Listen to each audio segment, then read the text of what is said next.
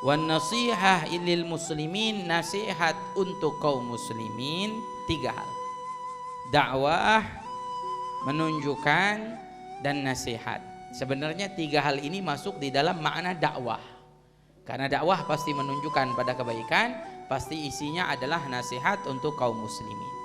Di mana ini semua min afdhalil qurbat, dari hal yang paling mendekatkan diri kepada Allah Subhanahu wa taala. Ini yang dikatakan oleh Imam Al-Haddad, bahwa dakwah mengajak orang lain pada hidayah Allah adalah hal yang paling mendekatkan diri kita kepada Allah Subhanahu wa taala.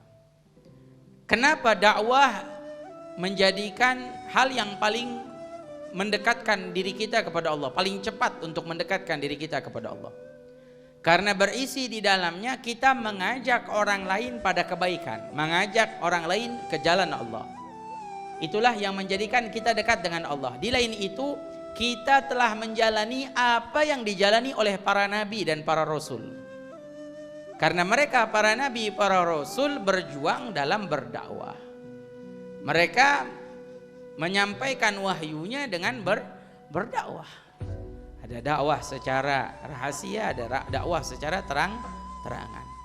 Itulah yang terjadi pada diri Nabi kita Muhammad SAW khususnya, dan para nabi secara umumnya. Jadi dakwah ini menjadikan kita dekat dengan Allah, karena ini memang perilakunya para nabi, para rasul, yang mereka dekat dengan Allah Subhanahu wa taala.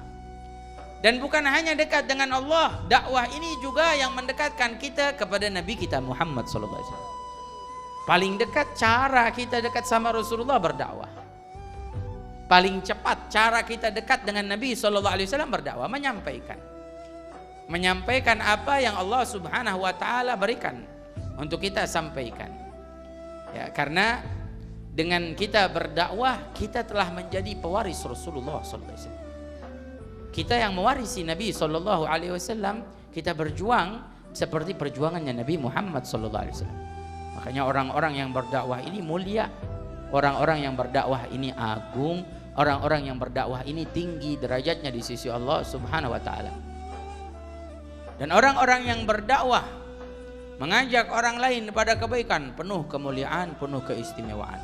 Yang nanti akan kita bahas, kita uraikan satu persatu apa saja sih kemuliaan orang-orang yang berdakwah di jalan Allah Subhanahu wa taala. Bahkan satu keadaan jika kita ingin berjumpa dengan Rasulullah SAW, sebagaimana banyak orang bertanya ingin mimpi melihat wajah Rasulullah, karena mimpi melihat Rasulullah itu bukan sesuatu yang mustahil. Artinya siapa saja bisa mimpi melihat wajah Nabi SAW, karena Nabi sendiri yang mengatakan man ra'ani fil manam faqad ra'ani haqqan. Barang siapa yang pernah mimpi melihatku di dalam tidurnya, maka dia telah benar-benar melihatku. Fa inna syaitan, karena syaitan lam yatamatsalu bi, tidak akan mampu menyerupaiku, kata Rasulullah.